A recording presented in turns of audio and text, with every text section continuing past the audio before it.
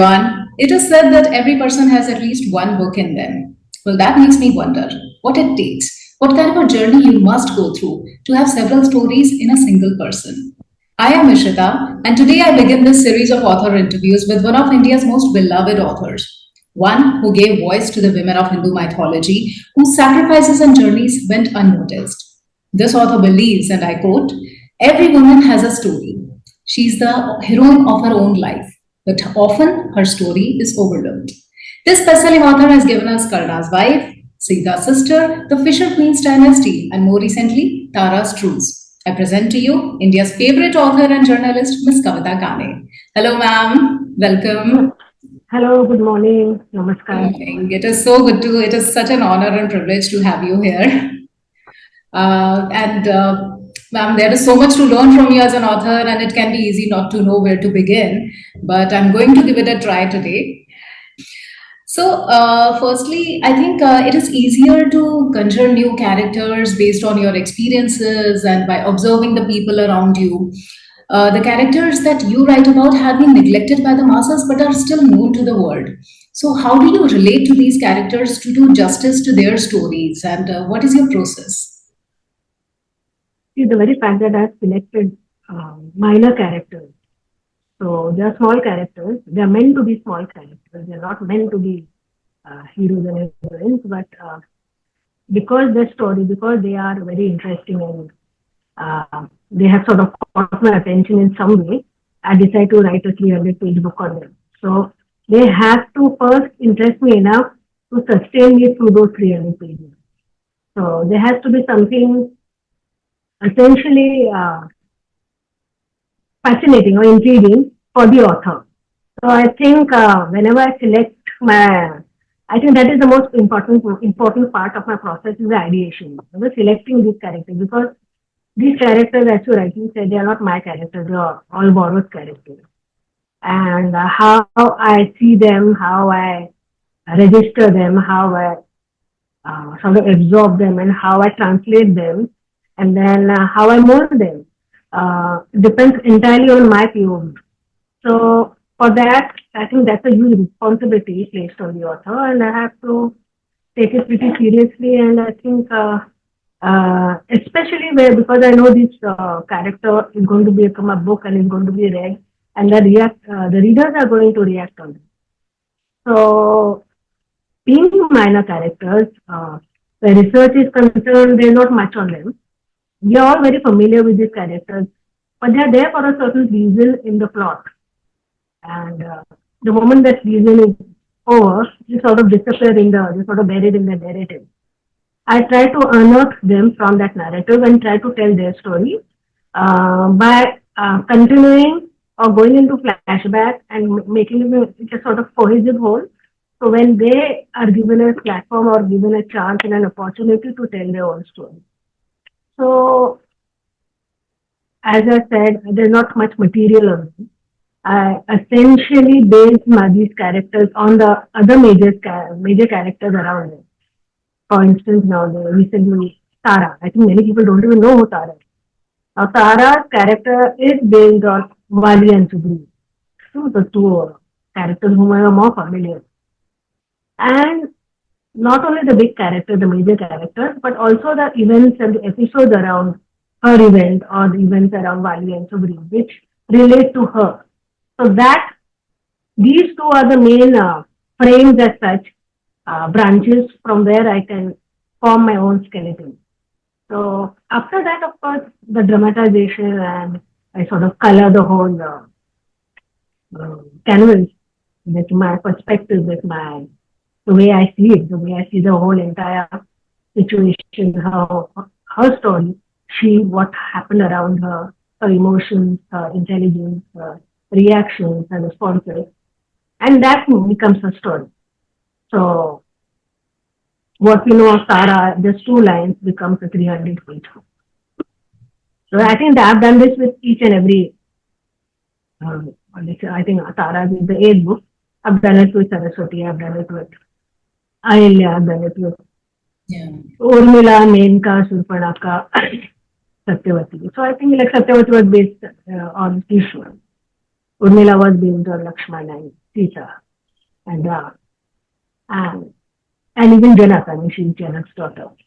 And accordingly, I sort of tried to figure out how she would be, how the character would have been. And most importantly, I try to stick to the original. I don't try to morph it so much so that to make her a completely different character, a complete fresh character. No, I'm not really interested in sort of corrupting the character in any way. Sticking to the original because there is a reason why the character is like that in the text. So I don't think I'm just giving a sort of expanding a role and sort of fleshing her out. That's all I'm doing.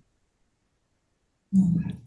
That's a very inspiring, very insightful process, ma'am. I'm sure that every budding author watching this interview right now will be, will have so many key takeaways from this process. And that brings me to my next question. Which among your books was the most difficult to write and why? Mm, I think Saraswati's gift. Because I think I wrote it during COVID times, which were I think one of our bleakest time in human history, and I think it is going to be the bleakest time. Though we don't seem to have learned anything from it. I think we are back. We were what do we say? We were on our knees and we are back on our feet, but I don't think we have learned any lessons, many lessons from that. Uh, uh, and secondly, I think the character of Saraswati herself is extremely complex. Mm. See her as a goddess of wisdom, music and art and knowledge. But the fact is that because she's the goddess of all these things, that means she's the goddess of creativity. And creativity itself is an extremely layered or complex term.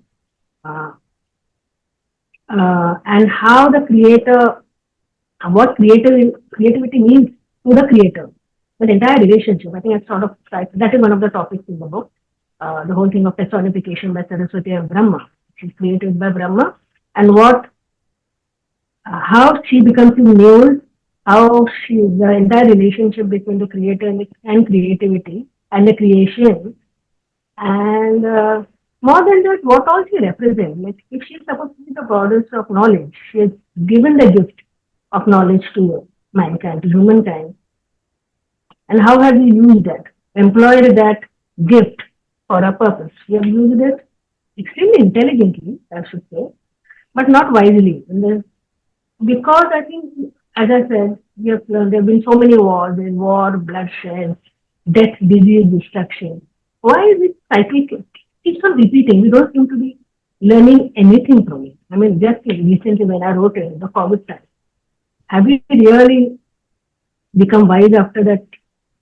What do you say? That was an incident which shook the world, actually, the entire world, where we were forced in our houses and nature took over. You could hear the birds tweet, you could hear the sound of the natural sound. First time I think in our life we heard that. So how much has man taken over the earth? All these questions. Then what she represents. I mean, this entire concept of education. How partial it is. Is education, is wisdom, is information which has been given. Is it been given democratically? No. Is it been given is there a certain egalitarian concept with education? And I've given examples where women are deprived of education even now. So I think there are a lot of other issues I've talked about through her, and the entire her a personal. I think we see her as this woman in white with a very serene face, but there is a certain. There's more to her than that. More to her than that white color which we see. The colors in her are definitely, I think they sort of all merge in that color of white, is because she is extremely non-conventional, non-conforming sort of a goddess. She not necessarily endorses marriage and motherhood, which I think are the two pillars of the way the women are defined even today. And for that, I think she becomes sort of a symbol for not just rebellion, I think becomes a symbol for Ma'am, complete non-conventional. So, and they made her a goddess. And we made her a goddess. We worship her. So how much do we understand her actually? We worship her during the time of crisis, time of exam. And okay, we get a maximum marks. But what do we know of her? So I think Saraswati out of the goddesses is the most neglected goddess. And I think we really need her in today's world to keep on giving us dollops of wisdom. Yes, I think she was the most complex character.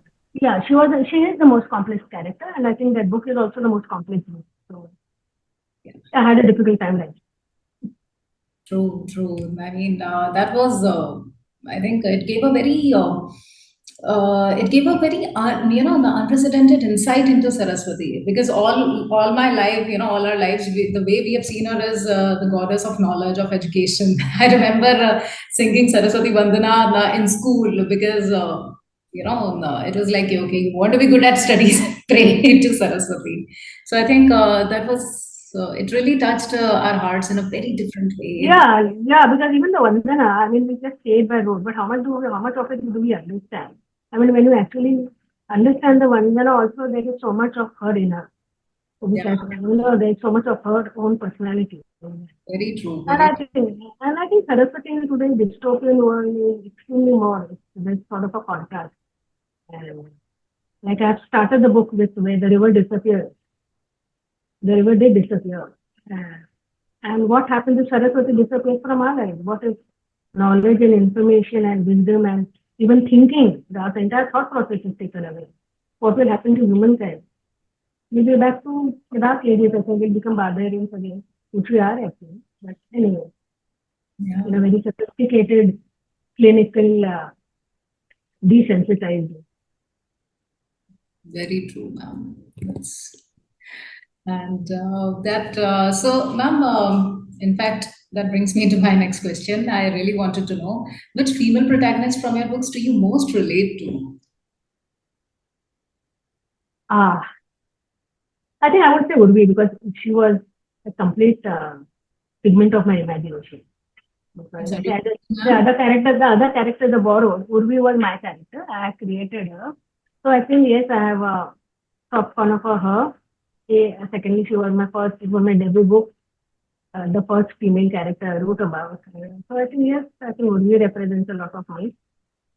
I think she actually asked the question which I personally wanted to ask.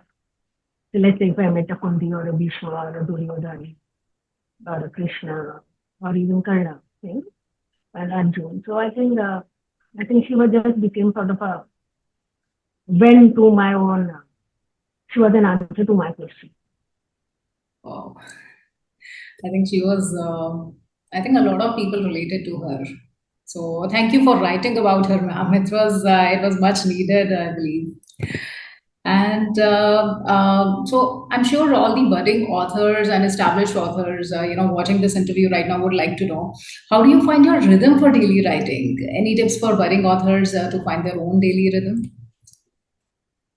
Yeah, I think it has to be a daily exercise. You have to write every day. It's work. It's Indian. It's a 9 to 5 job.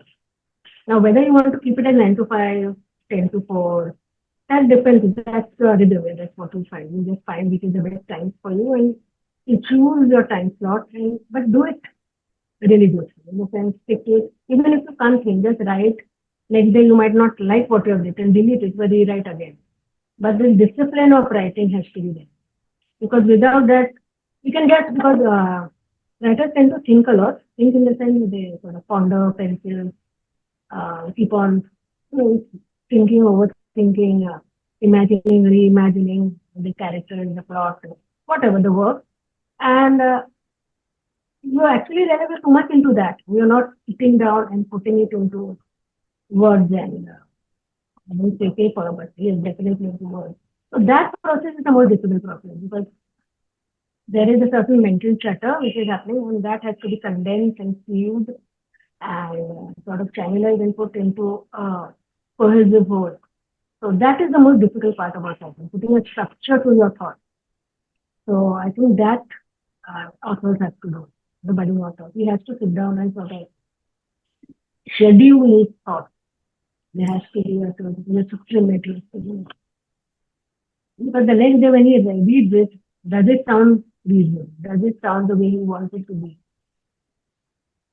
Yeah. portrayed, to be expressed? So all this, I think the first factor is discipline. Just that. I think that's about it. I think you have to write. You basically have to sit and write, and that's my personal rhythm would be like morning, which is the time I write. Mm, Afternoon I sleep. I have to have a 1 hour siesta. And again, at about 4 to 6, I write. I don't write in the night. There are many authors who love the night because it's very silent outside, But that is the time I actually brainstorm. And I have a small, I keep, of course, the phone is there, but I have notes. I keep on jotting the notes, and then the next day I sort of expand it. So that is my way of writing.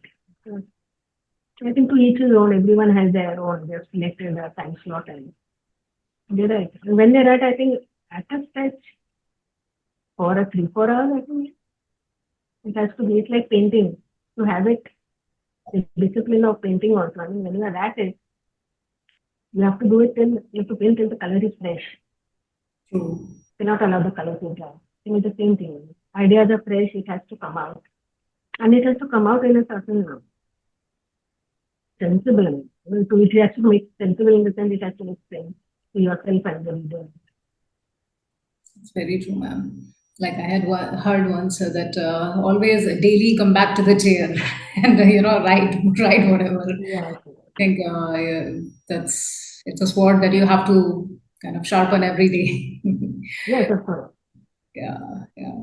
So, ma'am, any tips? I mean, what should writers with no academic or professional background in literature do to write good stories? I think essentially you have to be a good storyteller. I mean, you don't have to have an academic, I don't have, these are all the tools, these are all technicalities. Hmm. But I think basically, as a good storyteller, he needs to tell his story well. And for that, he needs to. Now, biggest tool storyteller has is his language. You have to be good in your language. True, true. And to be good in your language, you have to read. You Hmm. have to read.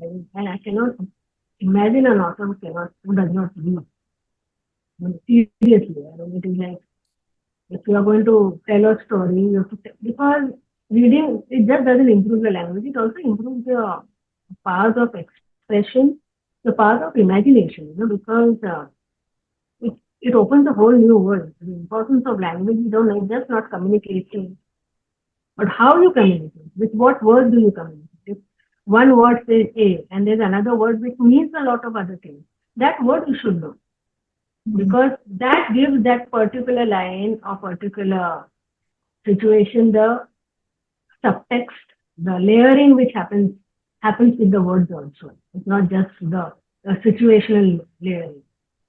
Essentially because of the language. So I think yes, you have to just improve your language, you have to tell a good story. And ma'am, I mean, what should authors? What should they focus on? I mean, should they focus on writing stories that resonate with their hearts, their experiences, stories that they want to tell, or the stories that the audience would like to read? Because I mean, after all, every author wishes to become a best-selling author, and that depends entirely on sales. So, what should See, be the I think now the publisher makes it easy. You give them a story idea, unless they accept it, it's not going to go ahead. So there and there you are clear. yeah, yeah. So if it is not going to sell, the publishers don't accept your story. It's very simple. So the ideation, as I said, the ideation is very, very important. The story idea. And once, how you sell the story idea? See, in the end, the story idea is going to be limited because what are you going to talk about? What are you going to talk about? Even if you take different genres, we're talking about man, his problems, love, jealousy, relationships. Um, if you're talking about the outside world, the alternate reality, all these are actually this sort of a template. But then how you treat the subject, how you express the story idea, all that is extremely important. So how you treat the germ of an idea which you have in your mind, not only to the publisher, to yourself and to the reader. I think that is very important. So in the end, yes, it comes from the heart, it comes from the mind. There has to be a certain conviction. There has to be a very strong personal conviction and not has. But otherwise, if you're going to write for the masses, yes, write for the masses. There's no problem because in the end, the books have to sell. The books have to be read. It's not your own. You're not sort of massaging your own ego. Like, okay, I can write and I have written a book. But if the book is not read, what is the basic form of communication has not happened. What the author really wants to do, he's written a book so that it is he sort of shares his thoughts with the reader. He's not preaching his thoughts, but he's definitely sharing his thoughts with the reader. And he would want more readers to share his thoughts with. So in the end, the author has to write with his heart, he has to write with his mind. And yes, he has to, if he wants to keep the audience as his target, major focus. I don't personally do that. For me, it is, as I said, the idea is to convince me enough to write, sustain me to 300 pages. Because with that, I can assume that the readers will also have an equal interest to read the entire book. So for me, yes, I write with my heart, my thoughts, a lot of thoughts actually. And yes, after a point, there are some stories, like out of the 8 books, some books have done well, some have not. I'm quite sure some did not. So I cannot keep pleasing the readers. I cannot. I don't know what the readers actually want. I write what I really want to share with them, and sometimes I think it is shared more wholly or largely, and sometimes it's not. It doesn't sort of fit. I think that's gamble you have to do. But I think the publishers anyway, as I said, they will always clear it first. So if the story is not going to be feasible, it's not marketable, it's not going to sell, you cut it out there. That's very true. They have done the worst part for you. Yeah. No, I mean, thank you so much for this insight. And my next question is related to this. I mean, I really wanted to know if did you face any rejections, any failures as an author? I mean, how did you cope with them? What's the process for Of course, coping with them? because I think failure and success or whatever, they're two sides of the coin. It depends on how you take to it. I think personally, of course, I've had failures. Failure, I think I just keep it as a learning lesson, because they are reminders where you have gone wrong. They actually make you stronger, wiser, sharper. Because I think it gives you a time to contemplate, self-contemplation, where you might have gone wrong. Sort of, after a point, you sort of become a little, not laid back, but a certain smugness, a certain arrogance. I've got it in, all right.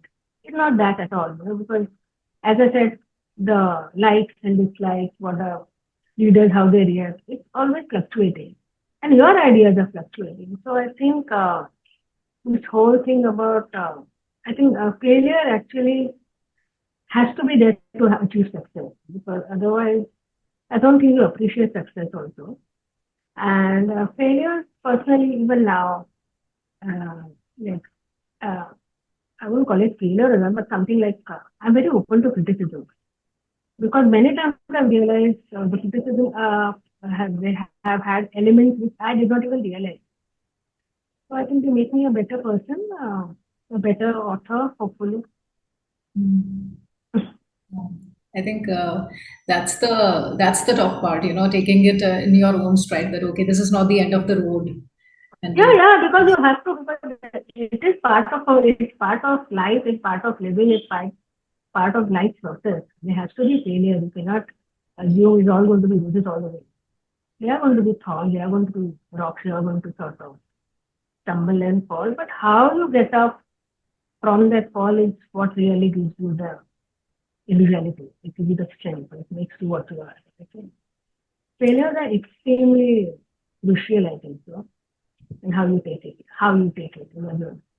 You cannot let it bug you down.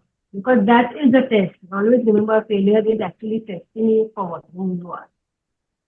and what you can do, what you can do.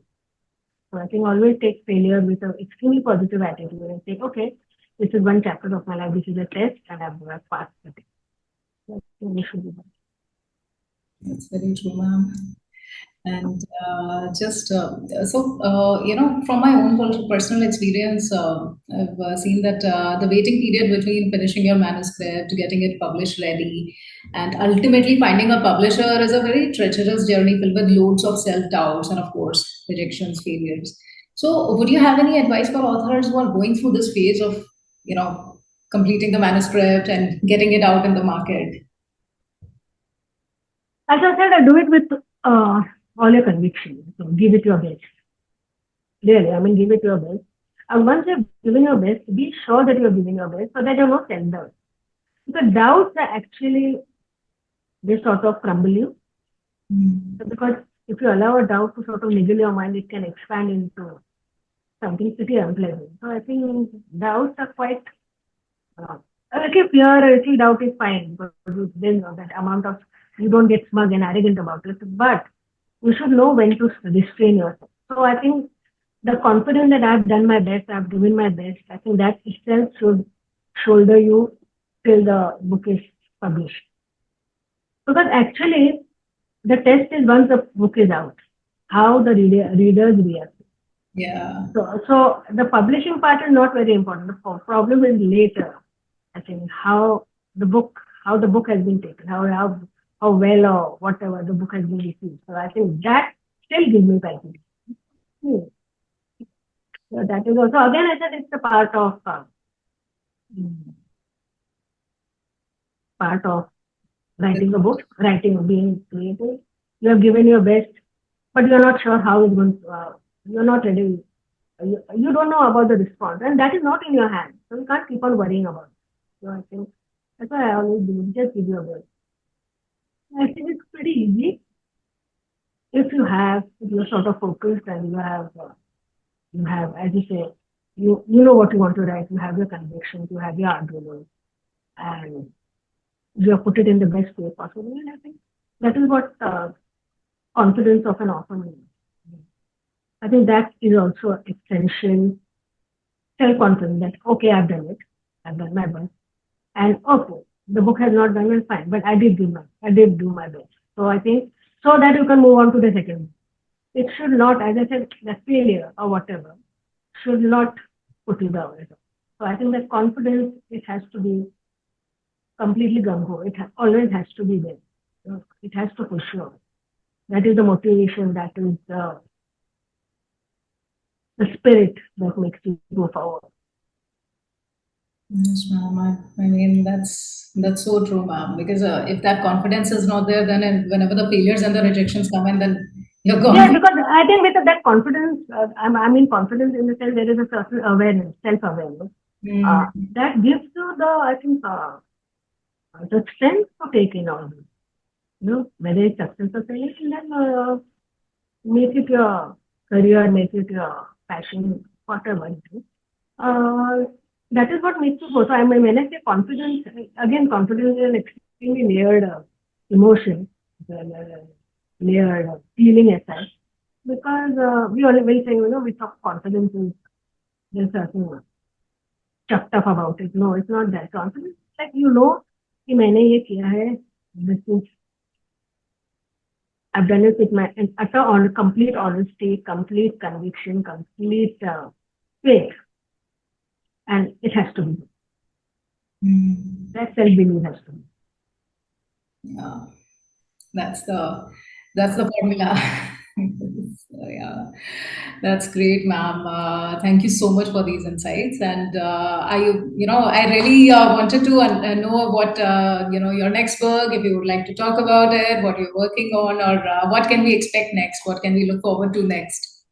I think the next book should be out by the end of the year. Oh, wow. Okay. Hmm. And let's see. I said that there's a layer of mystery, I believe in that. When it's meant to be out, I think I will download the details. But yes, another very, very interesting lady, extremely neglected. Um, unacknowledged. And yes, the only hint I can give is what? No, I don't think I'll do it. Let them experience it. Yeah, of course, of course. I think everybody loves the mystery, that ways. So it's been amazing, ma'am. Thank you so much for, agreeing for the interview and coming here. It's been so insightful to have you. And I'm sure every person watching this interview is going to have lots of key takeaways from the interview. So thank you so much. And we will definitely look forward to your next book. Yes, and please, I'm very, very eager to know the reaction, the feedback. But I love the feedback. It is so enlightening. It is so humbling. It is also, I think I think that is the best part of the entire reader's response. I think I thrive on that because it helps me. It sort of keeps me grounded. This is where I've gone wrong. This is where I've done well. That sort of thing. So they are my best teachers. Yeah. I love it. I think that is something that I personally would like to inculcate in my because how the readers would feel that as a as a budding author it kind of it's a very scary thought that okay, what would people think of what I'm writing. So yeah, it's I think like you said, that confidence is key. And More than things, more than judging, I don't personally I believe that it is how they respond, how they react. Hmm? Judging, I'm judging and all is very myopic. Because you should always see that how they react because many times they come up, as I said, they come up with extremely discerning observations, which I sometimes I've sort of forgotten it because I'm on to the next work. And I realized, oh my God, I might not have even realized it at least. And they have sort of discerned. So it also becomes an unconscious part of the process. yeah, And as I said, I think the readers are the best guide and your best teachers. So, that's true. That's so true. Ultimately, I think every writer, writes so that others, the story can be out and, people can read. So, yeah, that's, thank you so much, ma'am. Yeah, sorry, you wanted to say something? no, I just want to thank you also for giving me a chance to answer all your questions. They were extremely interesting. They were very uh, illuminating, actually.